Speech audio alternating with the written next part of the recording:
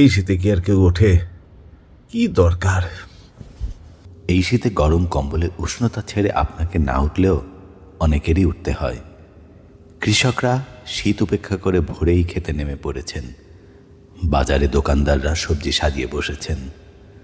রিক্সা, van আর গাড়ির চাকা ঘুরতে শুরু করেছে।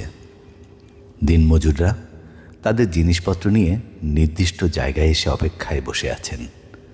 সবার একটাই প্রার্থনা, আজ যেন ভালো দাম পাওয়া যায়, আজ যেন বেচাকেনা ভালো হয়, আজ যেন উপার্জনটা একটু বেশি হয়, যাতে দিন শেষে ক্লান্ত শরীর নিয়েও হাসি মুখে ঘরে ফেরা যায়।